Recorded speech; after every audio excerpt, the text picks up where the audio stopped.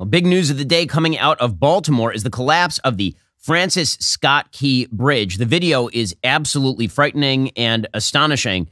This bridge is about 1.5 miles long, and a massive cargo ship scrapes up against one of the girders that is holding up this suspension bridge. You can see the video, and it's terrifying. I mean, here is this giant cargo ship that slams into the barrier. The entire bridge just collapses. It just goes down. According to the UK Daily Mail, initial reports indicate at least a dozen cars then fell off the bridge and hit the 47-degree water, in addition to 20 or so construction workers who were actually working on the bridge at the time. Those workers were pouring concrete on the bridge at the time of the crash. It was undergoing some fairly minor repairs. At the first press conference around 6:30 a.m., Baltimore Fire Chief James Wallace could only confirm that 2 people were pulled from the water. Presumably, everyone else is dead. This is not terrorism. This appears to be some sort of horrific accident. And obviously, it's just the latest example of the failure of transportation authorities. Obviously, this is egregious negligence on the part of the driver of the ship. Undoubtedly, somebody is going to jail. Somebody will be prosecuted. We'll bring you the latest as more information emerges. Meanwhile, in the big criminal news of the day, P. Diddy or Daddy or Puff Daddy or Diddy, well, whatever his name is today, his LA area home has now been raided by the feds. In fact, multiple of his homes were raided by the feds. TMZ grabbed footage of the homes being raided. According to Homeland Security Investigations, earlier today, Homeland Security Investigations New York executed law enforcement actions as part of an ongoing investigation with assistance from HSI Los Angeles, HSI Miami, and local law enforcement partners.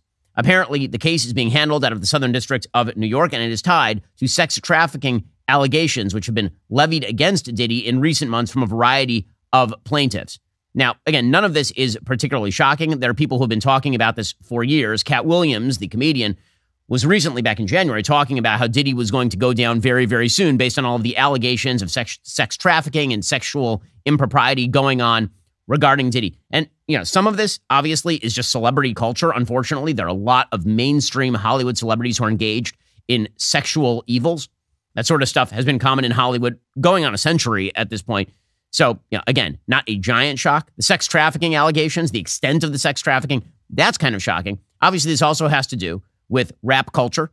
Now, as a former #1 rapper myself, I can safely say rap culture itself, again, having nothing to do with color, but a culture that glorifies the treatment of other human beings as pieces of flesh to allow you to copulate or to perform your sexual pleasures upon. That is the vision, unfortunately, that rap culture purveys. That has some real world consequences for the most famous people who engage in it. So fame, money, celebrity, a permissive sexual lifestyle that encourages this sort of treatment of people. It's not a shock when that ends in criminal allegations with regard to sex. Here's Katt Williams talking about this in January. I came in this business saying I was going to expose. When I talked about Michael Jackson, when I talked about R. Kelly, they canceled me for these things because why would you talk about another black dude? Race is not where the line is drawn. It's God's side and the other side. And we don't care nothing about the other side. Period. All of these big dick deviants is all catching hell in 2024. It's up for all of them. It don't matter if you Diddy or whoever you is. T.G. Jakes, any of them. All lies will be exposed. That's all. And anyone who takes that the wrong way, know why they take it the wrong way. Okay, obviously he was correct about that. And again, allegations have been swirling around Diddy for legitimately years. Usher talks about the fact that he lived with Diddy for a year when he was 13 and he saw some stuff. Puffy's place was like just filled with chicks and orgying like nonstop, right? No, not really. I mean, but hey, it was curious. I got a chance to see some things. Yeah, but you were 13. What were you seeing? I went there to see the lifestyle. Right. And I saw it. And it was, but I don't know if I could indulge and understand what I was even looking at. It was pretty wild. So nobody tried to, some woman didn't come along. I didn't say that. Okay. I didn't say that. What I did say is that there were very curious things taking place. And I didn't necessarily understand it. Biggie Smalls was there. Biggie Smalls was there. Lil' Kim, Craig Mack. All these people are hanging around. Yeah, man. Faith Evans. Jodeci, Mary J. Blige. They didn't know nothing about this. Oh. I was having a good time. You know what I mean? What a living life. Yeah, it's pretty crazy. 14 years old. You're a dad now. Would you ever send your kid to Puffy camp? Hell no. Okay, so again, Usher saying that way back when on Howard Stern's show. According to Forbes, there are a bunch of allegations against P. Diddy. Apparently, he has not been formally charged or accused by federal prosecutors of a crime at this point, although obviously that is coming. The rapper has faced a string of lawsuits starting when he was sued on November 16th of last year by Cassandra Ventura, a singer and dancer who alleged that Combs raped her in 2018 and subjected her to a years-long abusive relationship that included punching, kicking, and stomping on her and asserting complete control over her personal and professional life. That case was then settled later that month for an undisclosed amount. And then later that same month, another woman named Joy Dickerson Neal alleged in a lawsuit that P. Diddy drugged her, sexually assaulted her, and secretly recorded the assault when she was a college student in 1991. And then separately that same month, an anonymous plaintiff accused him and singer-songwriter Aaron Hall of raping her and a friend in 1990 or 1991 after meeting at an MCA Records event in New York. And then he was hit with another sexual assault suit in December, accusing him of drugging and participating in a gang rape of an unnamed accuser in 2003 when the accuser was 17 years old. And then the most recent lawsuit, and the most kind of shocking lawsuit, was filed against Combs last month when producer Rodney Lil Rod Jones sued the rapper in New York, alleging that he was subjected to unwanted advances by associates of Diddy at his direction and was forced to engage in relations with sex workers that Diddy hired, according to Variety. We'll get to more on this in a moment. First, what if there was somebody out there who kept a log of every single thing you did every minute of the day? Well, what if I told you that that happens every time you go online? Your internet provider is allowed to store logs of every website you've ever visited. They can legally sell that data to anybody. That's why I always use ExpressVPN. ExpressVPN reroutes your internet connection through their secure servers, so your internet provider can't see or log what you do online. Many VPNs claim to have a no-logs policy, but have been caught logging customer activity. ExpressVPN is the only VPN I trust because they use trusted server technology. They were the first major VPN provider to engineer all of their VPN servers to run in RAM. This makes it impossible for their VPN servers to store any data, including logs of any ExpressVPN customer. You don't have to take my or ExpressVPN's word for it. ExpressVPN is so confident in their no-logs claim, they even had one of the biggest assurance firms, PricewaterhouseCoopers, audit their technology. So stop letting people keep logs of what you do online. Visit expressvpn.com/Ben right now. Find out how you can get 3 months for free. That's expressvpn.com/Ben. expressvpn.com/Ben to learn more. That's expressvpn.com/Ben. So Combs obviously is denying all of this, but presumably, given the fact that everyone is alleging that there were tapes taken of this stuff, I would assume that that is one of the reasons why you are now having federal raids on all of P. Diddy's homes. His former assistant here claims he lived with Combs from September 2022 through November 2023, according to Variety, and was repeatedly a victim of sexual harassment from Combs directly and subjected to unwanted advances by associates of Diddy at his direction. In the suit, Jones said that he resided with Combs at several of his residences in New York, LA, Florida, and a rented yacht in the U.S. Virgin Islands. During his time with Combs, Jones said he recorded hours of audio and video footage of him and his staff engaging in seriously illegal activity. He says that he was subject to, quote, constant unsolicited and unauthorized groping and touching of his nether regions and was forced to work in Combs' bathroom as the mogul showered nude. He said that he raised the issues with another one of the assistants to P. Diddy, who responded, you know, Sean will be Sean, and that was his way of showing that he likes you, which is, okay. Among the claims in the suit, Jones says that he believes Combs drugged him February 2nd, 2023, and woke up naked in a bed with Combs and 2 sex workers. He alleges that Diddy was grooming him for sex and encouraged him to recruit prostitutes by asking him to wear a bad boy baseball cap at a Miami establishment to signal to any sex worker he approached that Combs was trying to solicit them. Wow, that is a pretty amazing allegation. I mean, if you're so well known for participating in the sex traffic that you can literally wear just a brand around and it's like a magnet to all the sex workers, yeah, I would say that there's a long history here. Also, Jones says that Combs flaunted guns, spoke of getting away with shooting people. Apparently, Combs said he was responsible for a shooting at a New York City nightclub in 1999 with another rapper.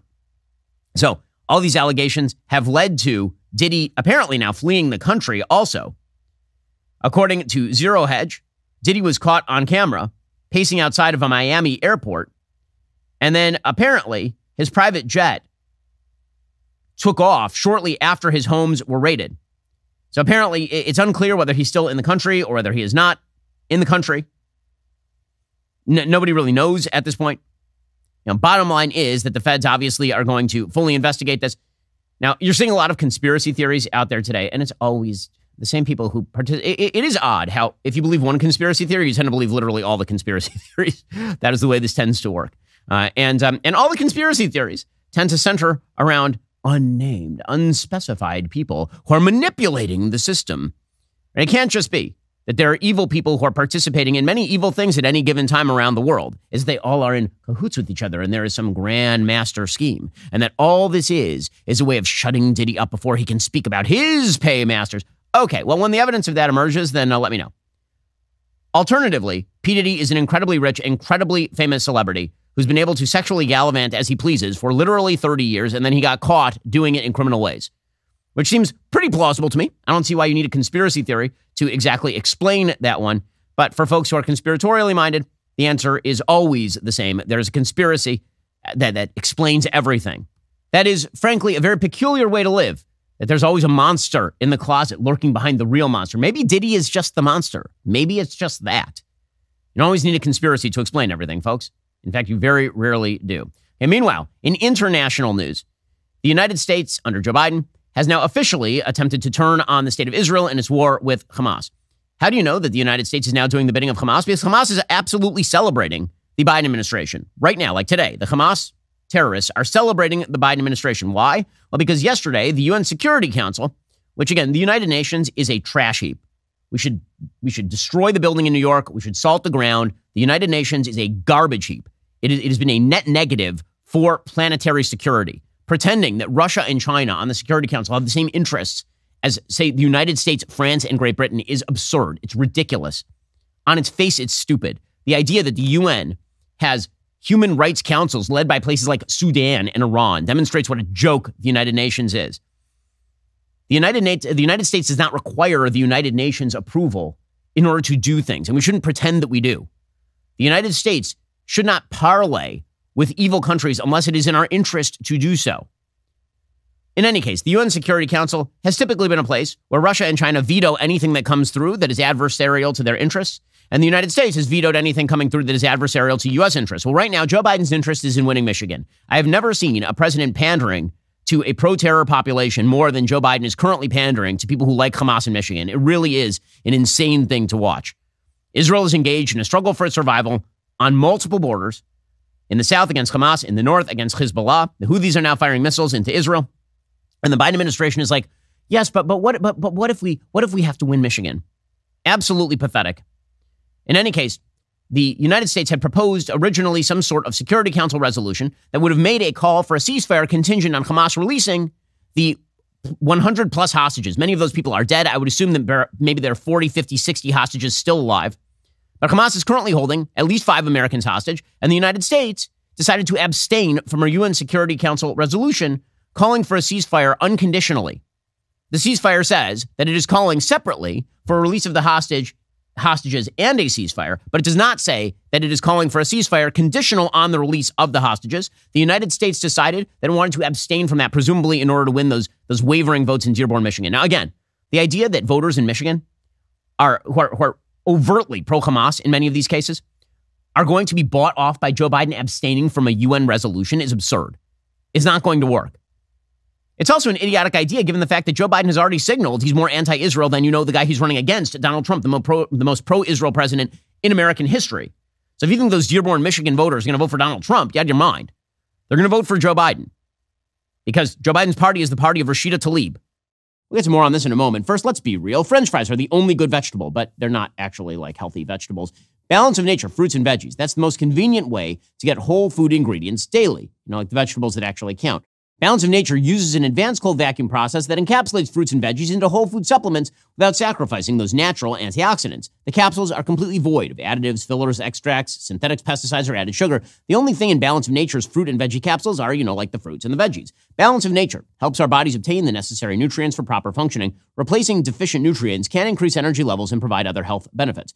I've been traveling around a lot, and I've been taking Balance of Nature. I feel healthier, makes me feel better when I hit the ground. Imagine trying to eat 31 different fruits and veggies every day. Sounds miserable, time-consuming. With Balance of Nature, there's never been a better way to ensure you get your daily fruits and veggies. Head over to balanceofnature.com, use promo code Shapiro to get 35% off your first set of fruits and veggies and an additional $10 off every additional set you buy. That's balanceofnature.com, promo code Shapiro. Again, balanceofnature.com, promo code Shapiro.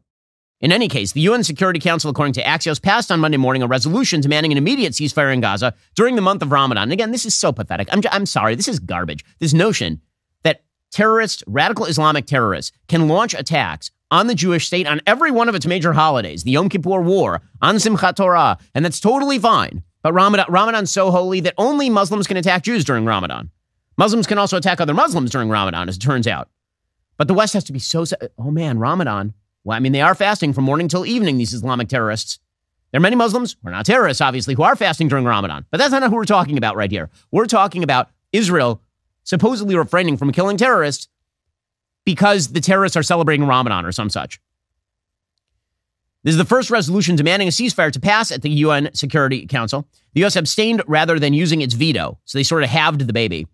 They said, we're not going to vote in favor because it doesn't call for the release of the hostages, but also we're not going to veto it. We're going to let it go through, which is very similar to the resolution that the Obama administration allowed to go through with a U.S. abstention at the very end of the Obama administration that essentially declared that the Temple Mount, for example, was Islamic territory, that East Jerusalem was Palestinian territory, that the Kotel, that the Western Wall was Palestinian territory.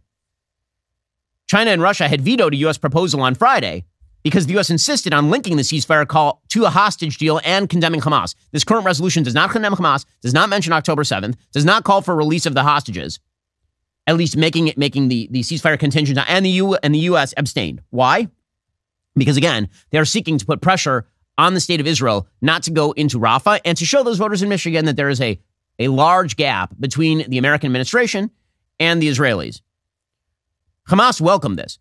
And again, you know you're doing it wrong when the genocidal terrorist group that hates America and Israel is cheering you. If Al-Qaeda is cheering what you're doing, probably a good indicator that you're doing it wrong. Hamas said on Monday it welcomed a UN Security Council resolution calling for a ceasefire in Gaza and said that they stood ready to engage in an immediate swap of prisoners with Israel. It's not a swap of prisoners. Hamas is currently holding innocent men, women, and children. Israel is currently holding terrorists who murdered people. That's like saying that you get kidnapped and the kidnapping group says they want to swap you for Charles Manson and then calling that a swap of prisoners. That's not the same thing.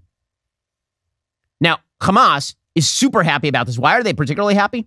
They're particularly happy because they now understand that they have the Biden administration on their side. Once the Biden administration delinks the release of hostages and the surrender of Hamas from a ceasefire proposal, Hamas realizes they can simply play for time. That's all they have to do. That the longer they wait and the longer Israel waits, the more pressure is going to be brought by the international community on Joe Biden. And forget about the international community, by those left-wing progressives and Dearborn voters on Joe Biden. Which is why, in the aftermath of this, if Hamas was a good faith actor, which of course they're not, they're an evil terrorist group. If Hamas is a good faith actor in the aftermath of this, then they would have said, okay, well, the UN resolution does in fact call separately for a ceasefire and hostages to be released, so we'll negotiate on the hostages. What was the first move Hamas made after the UN resolution passed? Literally the first move that they made is that they were not going to do any hostage deal. According to the Jerusalem Post, they were going to go back to their original demands on a hostage deal, which would have included the total withdrawal of IDF troops from the Gaza Strip, an exchange of prisoner, and the survival of Hamas, and a permanent ceasefire. So Hamas took up that UN resolution, and they took it as an indicator, quite rightly, that the United States is now taking Hamas's side. That seems to be what the Biden administration is attempting to propose. The Israeli ambassador to the UN, for his part, ripped into the UN for passing this. So I ask you again, why can this council call on Boko Haram to lay down their arms, but the same cannot be demanded of the murderous Hamas terrorists? Is the life of little baby Kfir Bibas worth less than the life of Nigerian child? Sadly, it's for the same reason why you can condemn terror attacks in Russia and Iran, but not in Israel. To this council, Israeli blood is cheap. This is a travesty, and I'm disgusted. I mean, that, of course, is correct. Of course, the fact that the U.S. abstained is ridiculous. Israel decided that because of the U.S. abstention, they were not going to send people to Washington, D.C. to negotiate with the Biden administration about how to go into Rafah, which, why would they? The Biden administration just totally undercut them internationally and keeps saying stupid things like, you can't do a military operation in Rafah. There are 4 battalions of Hamas in Rafah. There is 100% Israeli agreement on going into Rafah. There is no political gap on going into Rafah. In fact, if the current government does not go into Rafah, it will fall in Israel. It will fall from the right and it will fall from the left. And the next government, presumably led by Benny Gantz, who's currently leading in the polls, will then immediately go into Rafah. So this idea that Israel is going to sit outside Rafah and not go into Rafah is absurd. It's not going to happen. So why would Israel play this dumb game of sending its ambassadors to the United States to hear Kamala Harris lecture them about military plans? Kamala Harris, who can't tell her ass from her elbow. Kamala Harris, who dances like a moron to songs talking about how the U.S. is evil in Puerto Rico. Kamala Harris is one of the dumbest people in the history of American politics, and yet she should be dictating military, or Joe Biden, who's been wrong on every military issue. He opposed the first Gulf War. He was in favor of the second Gulf War. He was in favor of splitting up Iraq. He was against the bin Laden raid. And now he's attempting to draw daylight with Israel in its war with Hamas. That moron has been on the wrong side of every single foreign policy issue of my lifetime. But Israel should be sending people to listen to his proposals for a military raid that they've been unspecified about, by the way.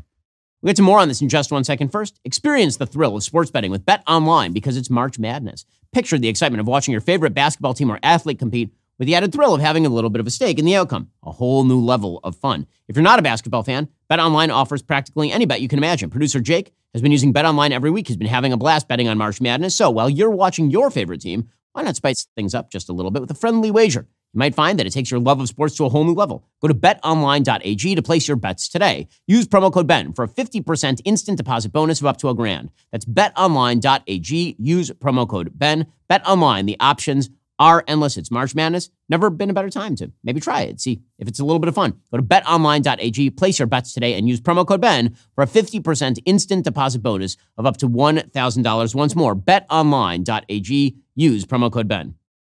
So, Israel said that they are not going to be sending people to negotiate with the Americans over exactly how they go into Rafah. He had planned to send two of his closest aides, Minister of Strategic Affairs Ron Dermer and National Security Council head Tzachi Hanegbi, for meetings beginning on Tuesday in a planned ground operation in Rafah.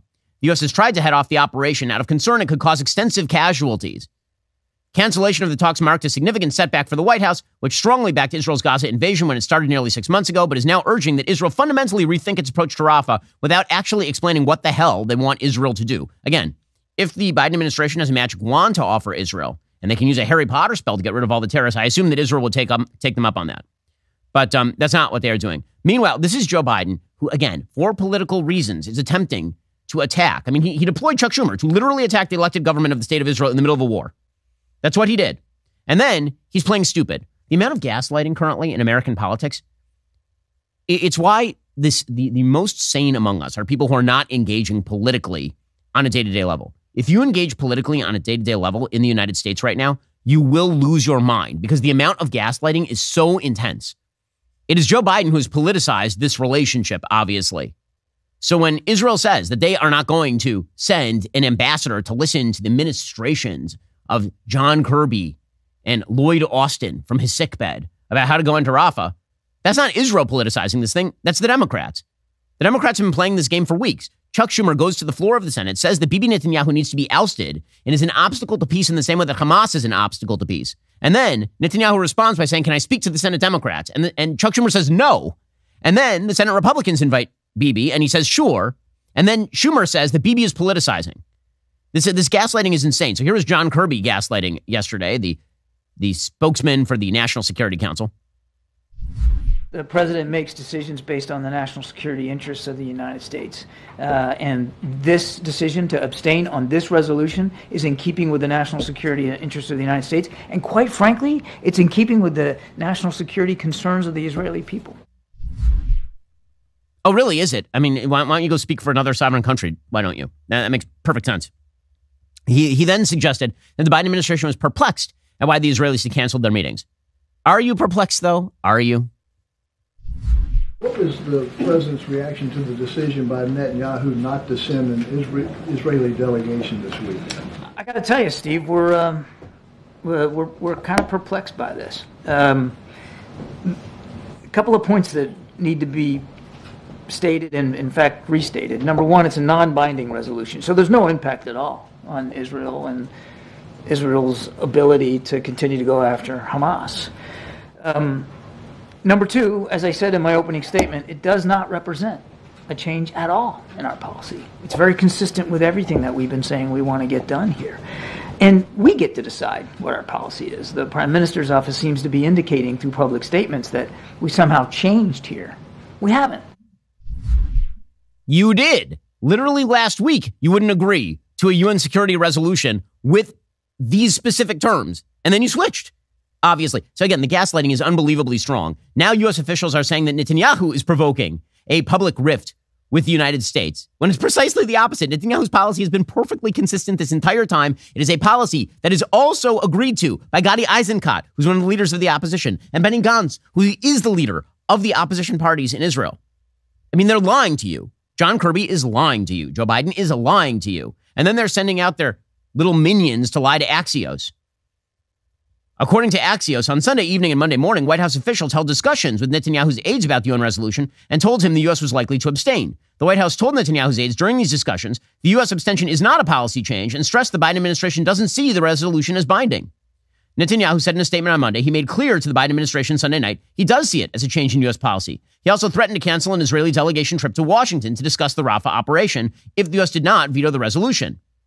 If Prime Minister Netanyahu felt so strongly, why didn't he call President Biden? The U.S. position is clear. We read the resolution as calling for both a ceasefire and the release of hostages in the same paragraph. For that reason, we abstained, according to U.S. official.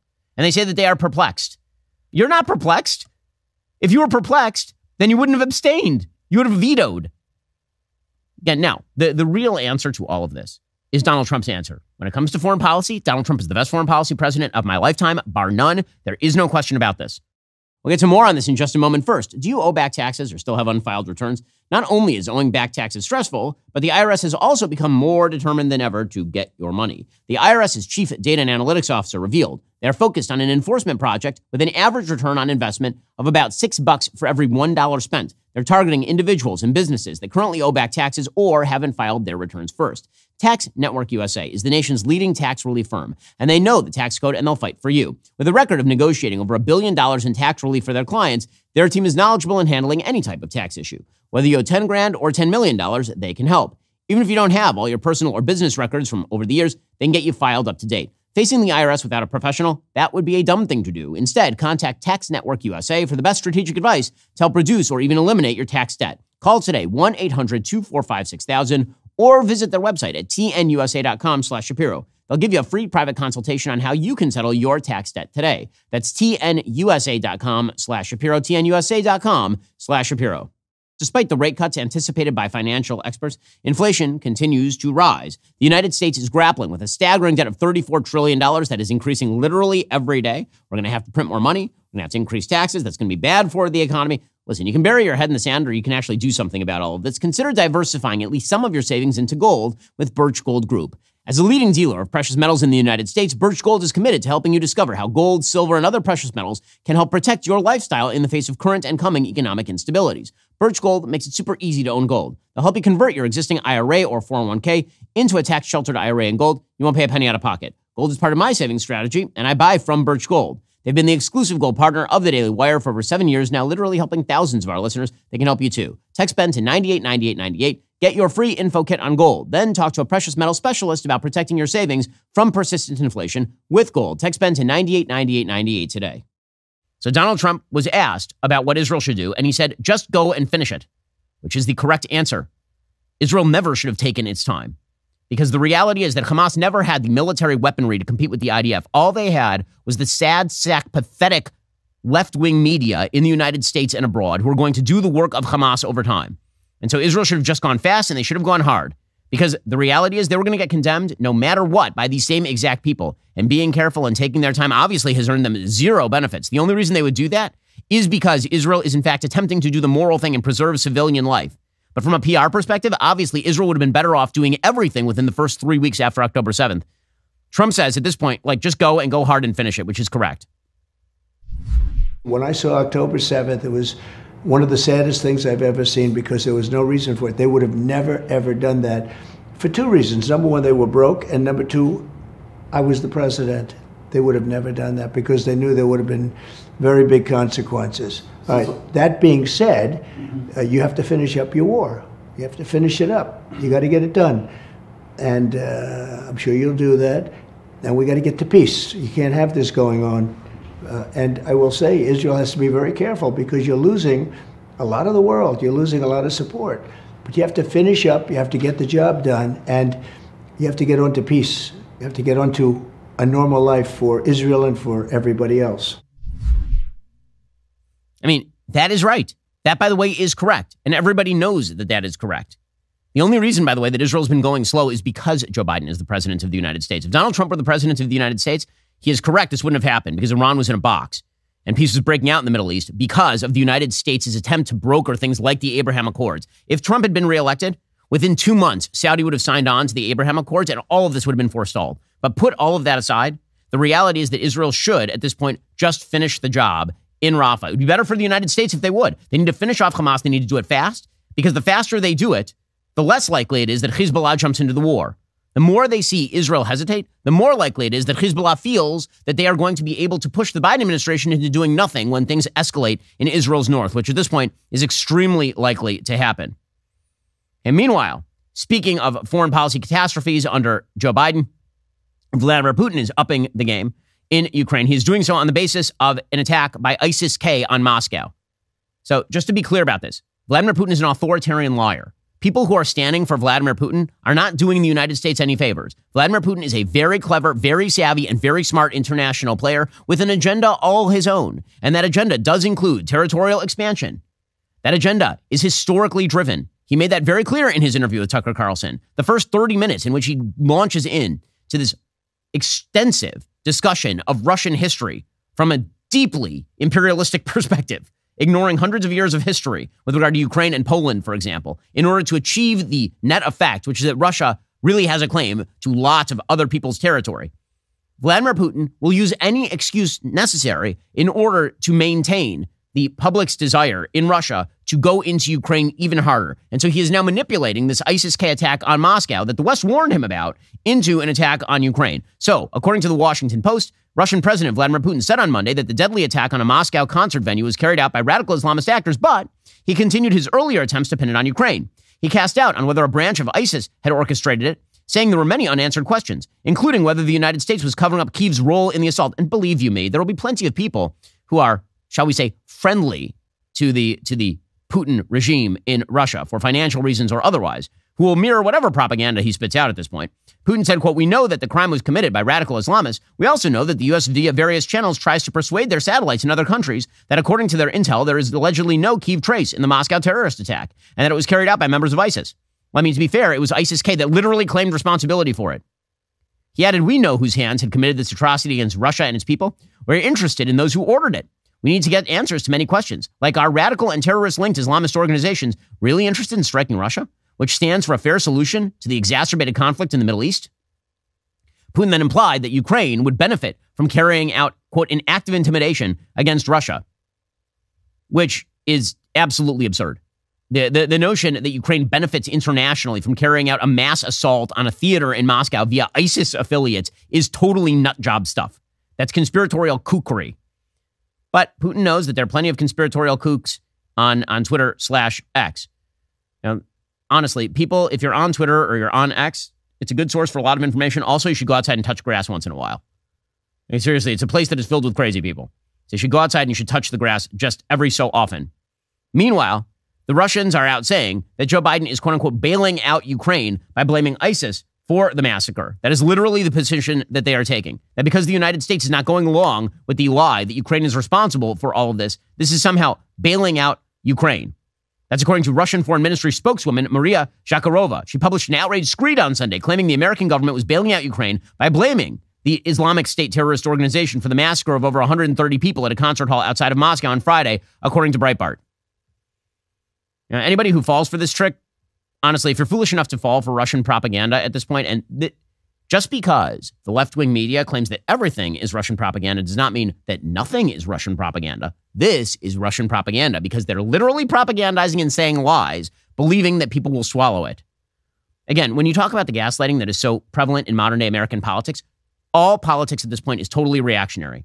It's totally reactionary. And so what you end up with is some of the dumbest arguments I've ever heard. So, because the left and many organizations, for example, will far too broadly apply the brush of quote-unquote racism to all sorts of things, up to and including things that are clearly not racism, the response from many people is there is no such thing as racism. Nothing I say can be racist because the left labels everything racism. Same thing with anti-Semitism. You'll see a lot of people say correctly that there are groups like the Anti-Defamation League that very frequently over-label things anti-Semitism. And that is true. And then they will extend that to suggest that there is no such thing as anti-Semitism, and there is no anti-Semitism anywhere, which, of course, is idiotic. The line from true to idiotic in the online world has been completely obliterated. And what that means is that rational discussion is getting absolutely destroyed in the middle. Like fact-based discussion is getting absolutely destroyed in the middle. Okay, in just 1 second, we'll bring you the update on Donald Trump and the legal assault against him. First, the most requested item from Jeremy's is now back in stock. Jeremy's deodorant keeps the unpleasant smell of woke out of your daily routine. Jeremy's sticks to the ingredients you can trust and pronounce, like, coconut oil and shea butter. Ingredients that make you smell great but are not toxic to your masculinity. No room for aluminum, or talc. We care about what goes on in your body. That's why our Jeremy's deodorant is made up of simple ingredients, no greasy surprises, no residue. It's what you requested. It is now back in stock. Go to jeremy'srazors.com and get yours today. Okay, meanwhile, Donald Trump, who is currently leading in the polls right now, according to the Real Clear Politics polling average, he's up about 1.6 points nationally on Joe Biden. Again, if Donald Trump is within 2 points nationally of Joe Biden, either way, he wins the election. That is the way that this works. He ended up losing by about 7 million votes in the last election cycle, and he nearly won anyway. So if he is within spitting distance of Joe Biden in the Electoral College, he's going to win. He's going to win Georgia. He's going to win Arizona. The only question, of course, is Wisconsin, Michigan, Pennsylvania. Those are the questions. Nevada also should be on that list of states that are in play right now. Well, according to the Real Clear Politics polling average, he is currently running dead even in Wisconsin. He's up big in Arizona. He's up big in Michigan. He's up big in Georgia. He is up very, very slightly. It's about dead heat in Pennsylvania. And in Nevada, he's up as well. So if the election were held today, Donald Trump would win, and he would win handily. One of the reasons that he is winning is, oddly enough, that Democrats keep justifying everything he has to say about life. I mean, it's really amazing. So Donald Trump says, you're persecuting me. You're willing to do anything to stop me. And Democrats are like, damn right we will. And so the latest iteration of this is, of course, the attempt to force Donald Trump to pay a $464 million bond in order to appeal the dumbest civil fraud case I have ever seen. Now, Jon Stewart the other night was attempting to suggest, for example, that Donald Trump, what he did was not a victimless crime when he, quote unquote, inflated his real estate assets. But it is, in fact, a victimless crime. You know how I know? Because the people who signed on to the loans that they gave him after negotiating the value of his properties then received back all of their money. They would be able to sue him for fraud if they had not. But that's not what happened. Letitia James just decided she was going to go after Trump. She was elected on that basis. Well, yesterday, the appellate court in New York knocked down all of this. The appellate court at least knocked down the fine amount that he would have to pay in order to achieve bond. Here was Donald Trump thanking the appellate court yesterday. So I greatly respect the decision of the appellate division, and I'll post either $175 million in cash or bonds or security or whatever is necessary very quickly within the 10 days. And I thank the appellate division for acting quickly. But Judge Engoron is a disgrace to this country, and this should not be allowed to happen. Thank you very much. Okay, then he followed it up with this absolute classic Trumpism. So somebody shouts at him the question, so how are you going to pay the bond? And here is Trump this is absolute ownage by Trump right here. Thank you very much. What's your collateral for the bond? Cash. I mean, he is a very rich man. I mean, he may not be as rich as he said he is, but that dude still has a lot of money. If you can afford to front $175 million in cash, go to the front of the line. So, the fact that he couldn't come up with that in terms of a bond, that's because, again, people don't understand the difference between wealth and liquidity. They're not the same thing. Most people who are very, very wealthy do not have most of their cash sitting in a bank ready to be deployed at a moment's notice. Most of them have it invested in stocks or in bonds or, as Trump does, in real estate. Real estate is a relatively illiquid market. It's not completely fluid. That means it would take time to actually sell a property or to borrow against a property to achieve those sorts of loans. In any case, Trump is going to be able to front that. There's no doubt in my mind that this judgment is going to get knocked down in terms of the size of it. Letitia James is still struggling to maintain that fiction. So she put out a tweet yesterday suggesting that the $464 million judgment plus interest and the other defendants still stands. She said that he's still facing accountability for his staggering fraud. Okay, the idea that this is not going to be knocked down is silly. But that's not the only silly legal battle that Donald Trump faces now. He also faces this ridiculous hush money trial.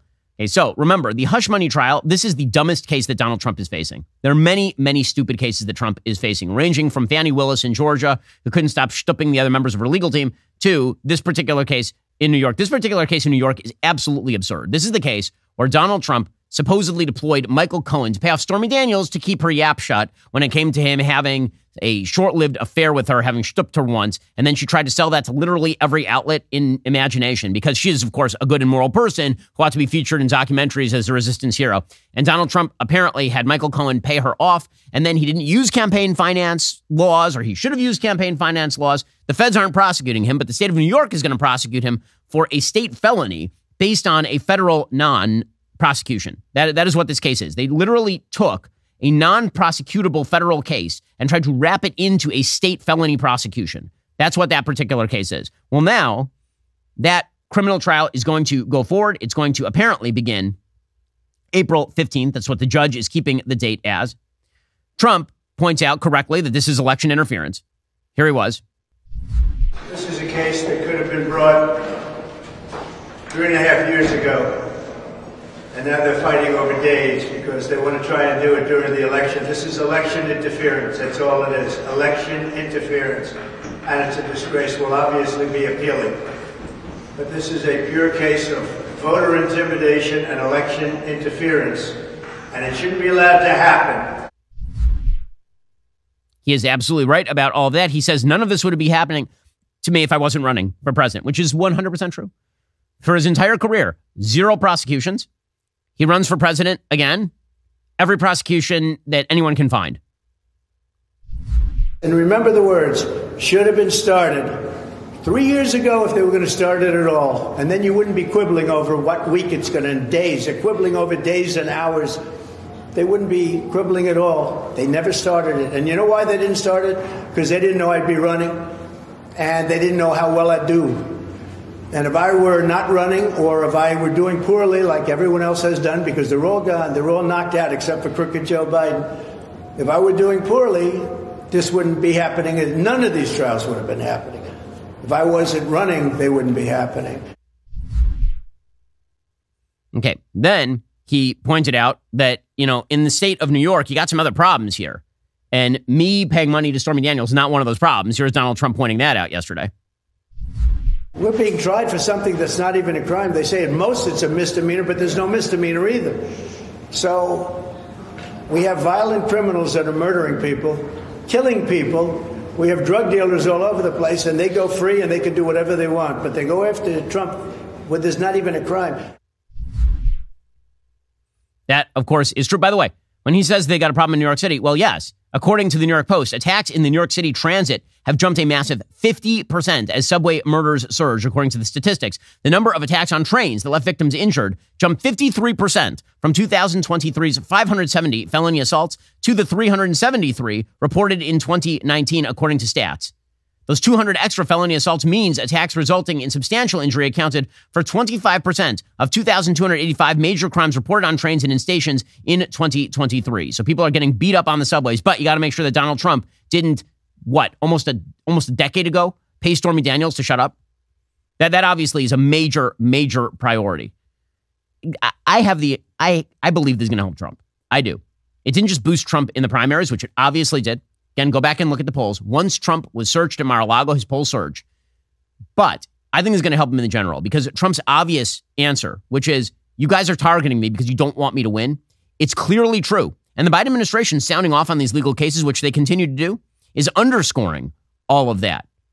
And if they think this is going to ding Trump or hurt Trump, I think they got another thing coming. Meanwhile, MSNBC cannot get over the idea that NBC News is hiring Ronna Romney McDaniel to say things on the TV. It is amazing to me how angry members of the left get when their sacred precincts are invaded by such threatening figures as the somewhat pathetic Ronna Romney McDaniel. And again, I say somewhat pathetic because she was so subservient to Donald Trump that Ronna Romney McDaniel literally changed her name to take out the Romney because it was offensive to Donald Trump because he didn't like Mitt Romney. And now, after a really feckless leadership of the RNC, she's heading over to NBC News to get paid some money to say things on the TV. And people on NBC are like, no, these sacred precincts where we have hosts like Al Sharpton, who was involved in the burning of Freddie's Fashion Mart and is the worst racial grifter of the last 50 years in American life.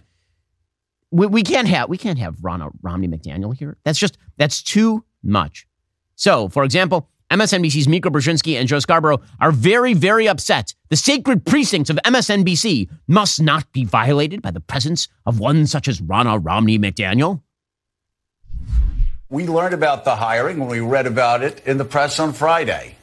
We weren't asked our opinion of the hiring, but if we were, we would have strongly objected to it for several reasons, including, but not limited to, as lawyers might say, Ms. McDaniel's role in Donald Trump's fake elector scheme and her pressuring election officials to not certify election results while Donald Trump was on the phone.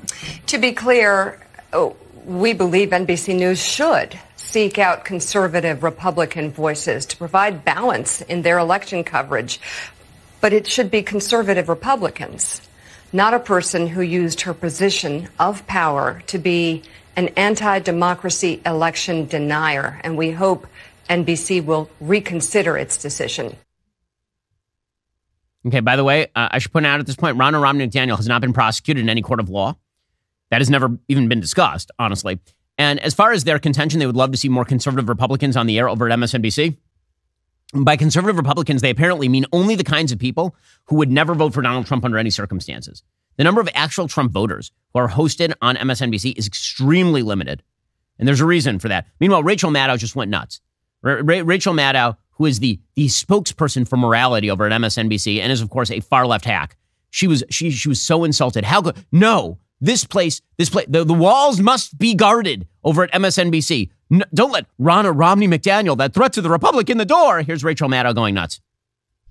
Ronna McDaniel will not appear on MSNBC. So says our boss since Saturday, and it has never been anything other than clear. And I will also say, if you care what I think about this, I will tell you the fact that Ms. McDaniel is on the payroll at NBC News, to me, that is inexplicable. I mean, you wouldn't hire a wise guy. You wouldn't hire a made man like a mobster to work at a DA's office, right? you wouldn't hire a pickpocket to work as a TSA screener. And so I find the decision to put her on the payroll inexplicable. And I hope they will reverse their decision. She's so upset, and she blinks very deliberately to show you how upset she is with her fake laughter and all the rest. It's inexplicable. We can't have political hacks on MSNBC. This is the war room. We can't. These sad and pathetic people. Man, they have to guard those precincts like nobody's business. Entire column in Politico saying the same thing, called Why Chuck Todd's Scorcher Against NBC Matters, as if responding to an alarm setting on a cosmic biological clock. The press and its mind are set to ringing and clanging bloody murder over the weekend as NBC News moved Ronna McDaniel to a paid gig in its studio. The hottest criticism took place on NBC News' own Sunday edition of Meet the Press after McDaniel made her first appearance, when Chuck Todd, Meet the Press's former host, laid down a barrage of verbal spitfire. It was a remarkable 2 minutes and 21 seconds of television. First, because the first law of journalism was violated by allowing the program itself to become the story. And second, because it put a glaring spotlight on one of the most fundamental flaws embedded in the modern news ecosystem, and cable news in particular, the toxic revolving door between political operatives and mainstream media. Now, again, I'm just going to point out, Jen Psaki was literally the press secretary for Joe Biden until the last 5 seconds. And this revolving door has been going for quite a while. I mean, tons of people who are part of Republican administrations end up on Fox News and MSNBC and vice versa with regard to Democratic administrations. Pretending that isn't true is just silly. Drawing the line here is just about anti-Trump animus. And by the way, it ain't going to work. It ain't going to work. If you really think that barring Ronna McDaniel from the airwaves of NBC somehow is a strike, a blow against Trump, yeah, good luck with that particular line of attack. I'm sure it's going to go amazing for you. Alrighty, folks, coming up, we're going to get into differences between the states. Some pretty obvious differences between, say, Florida and Minnesota. We'll get to that in a moment. First, if you're not a member, become a member, use code Shapiro. Check out for 2 months free on all annual plans. Click that link in the description and join us.